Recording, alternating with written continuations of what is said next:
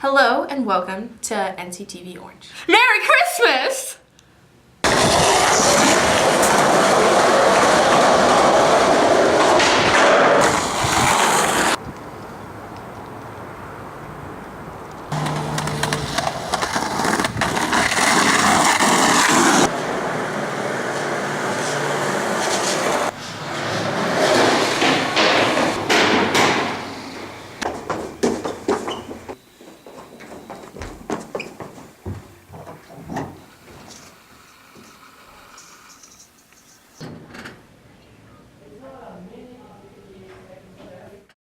Here at NCTV, we got to sit down with a local business owner, Ken, who is a photographer, and he owns Beartooth Photography.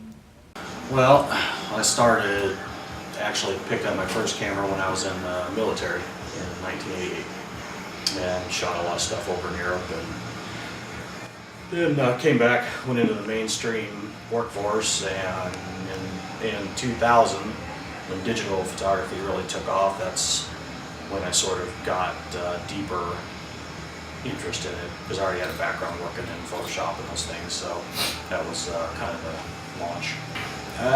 It's a creative drive, you know. I mean, you don't get rich doing it. There's certainly some guys that are famous and rich and all that, but I don't really have any desire for any of that. I don't really care. I just like doing it, and to be able to make money at it and interact with people and just, I don't know, kind of do what I want to do. Well, it's just about the visual for me and the art, but the two go together. Lighting and editing go together. I light the subject one way based on what the outcome is, and I already know what kind of in my head what I'm going to do with an image, so I light it that way, and then we pull it into Photoshop, and all those things just come together. The use of color, textures, it's art, so you just got to have your own. You know, Picasso had his deal, and Van Gogh, and all the masters, so that's kind of what you do. Landscape or nature photography, that's for me, that's sort of like vacation. You know, to go out and photograph those things is typically there's no people involved, so that's great. You get a little time to sit and wait for the sun, wait for the right light. You get to reflect, and it's another piece of art.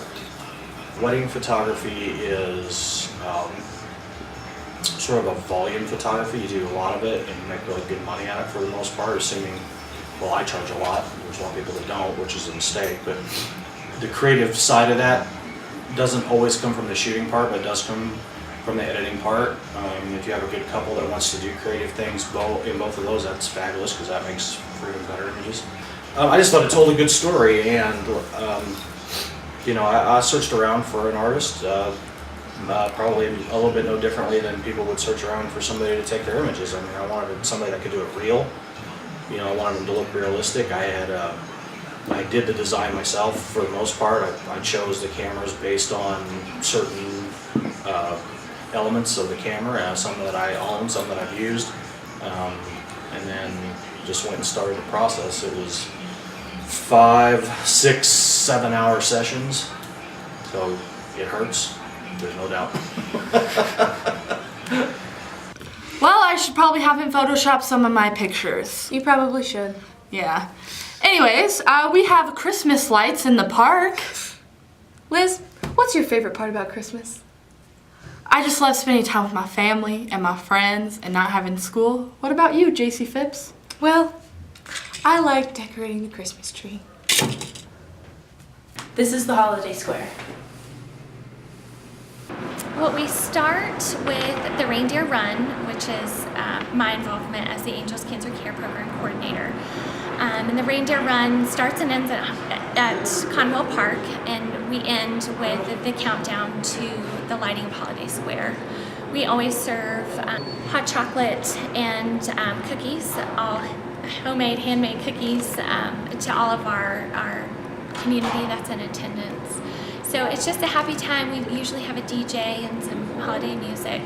So it's just a lighthearted way to celebrate the holidays. This has been a tradition for the last 17 years, where the hospital sets out 73,000 lights on 65 different trees. I do think that for the patients who can see them from their rooms, enjoy them. Definitely when we are doing our Holiday Square celebration, we will see patients and patient families that'll go to the windows and and to look. So it's definitely, I think it's one of the few perks probably in having to be in the hospital over the holiday season. The lights of the holiday square have a healing aspect on our patients on the second, third, fourth floor. They can just look out and enjoy the peacefulness of the park. The lights in Conwell Park and the significance of decorating Conwell Park, they're across the street from Wyoming Medical Center. So for many of our patients who are here for the holidays and for during such a time where it's generally happy occasions, it's definitely a bright spot for our patients. So it's one of the things that I look forward to as an employee of the foundation, to be able to participate in decorating and celebrating the holidays, so that the times that when our patients are here over the holidays can be a little happier. There is a new pink tree in the square for breast cancer awareness. The lights are on from dawn to dusk, from now to the end of New Year's Eve, so come out and enjoy the beautiful lights. My name is Tristan Lloyd. I'm an art student at Natrona County High School, and I'm a senior. I'm working on a charcoal portrait.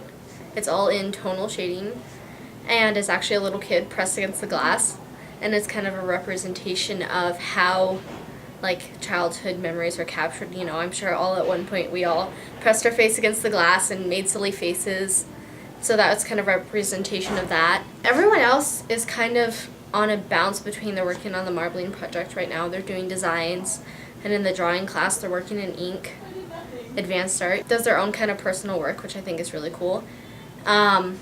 We all kind of work collectively, the entire art department worked towards the State Art Symposium, which is in April of next year, so April of 2015. The State Art Symposium is every art student, in the state of Wyoming is eligible to enter. The teachers pick. Each teacher at NC, because we have 5 teachers, pick about 40 projects, roughly, to take to the state show. And there's total, between all of Wyoming, about 4,000 pieces. And it's located at the Casper Event Center. And basically, it's just a chance to kind of get recognized. And, if you get a ribbon, it's a big honor. Even if you just get selected to go, it's a big honor, because, there's tons of pieces. They also do scholarships for seniors, so you can actually get art scholarships, and a lot of them, aren't tuition only based, so you could use them, for art supplies in college or whatever you may need them for. So that's really cool, and, we just kind of collectively work towards that and creating good work. Have you noticed that big long thing hanging above your head? Yes, the pipe. We all wonder what the pipe is doing there. So here's a clip to kind of inform us on why there's a giant pipe in our school on the ceiling. I like Christmas. Oh, that's cool. Wait, what is that? What's in there?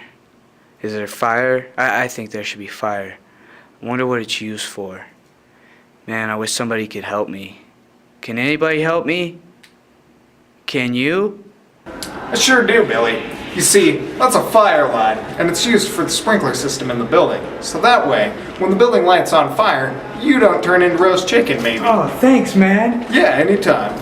Anyway, the reason it's here is because with all the construction going on outside, we kind of tore open a lot of ground and ripped open this great chunk of ground. Really? Can I see it? No, you can't.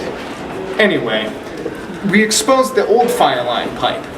And what happened is when it got really cold that one time, the pipe just broke and water started spilling everywhere. Whoa. It was ridiculous. And so the janitors had to clean it all up, and we had to find a new way to get fire line through the building. Well, the construction workers had a good idea. Instead of snaking it through walls and ceilings and whatnot just to get it around the building, why not just have it go through the main hallway? It's coming down anyway. Who told you all this? Well, Mr. Cordinaire did.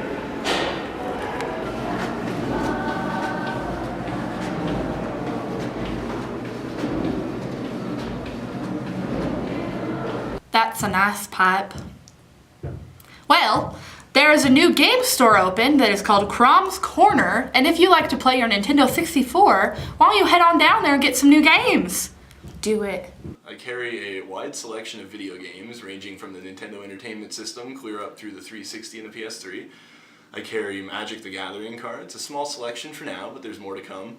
A wide selection of imported Japanese goods ranging from figures to model kits as well as anime and manga. Crumbs Corner is a video game and anime store mostly. I started it up because I myself am a huge anime fan. There's not a lot of places in Casper to buy this stuff, so I wanted to have somewhere where you could easily come to get, you know, all sorts of products, whether they be, you know, new and or retro video games, or, you know, even imports from Japan as far as, you know, figures, anime, manga, all that sort of stuff. The way we're doing tournaments right now is one of two ways. It depends on the game, which, you know, has to do with how you set it up, which would be either in a team, you know, with 4 people on a team, or 1 versus 1. And so if you're doing a team match, the way we've been running the tournaments is a bracket style. You know, so we do random drawings to decide, you know, how everyone's matched up, and then from there, as you advance, it goes, you know, to the next bracket, and that's how the, you know, next matches are determined.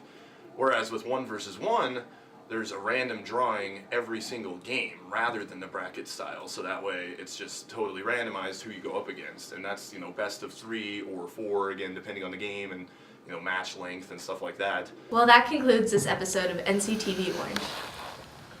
Fallon, you had one job. Could you? I'm sorry. Please? Okay, I'm sorry. Okay, you guys are good. Thank you. Merry Christmas and have a Happy New Year. Thank you again for watching.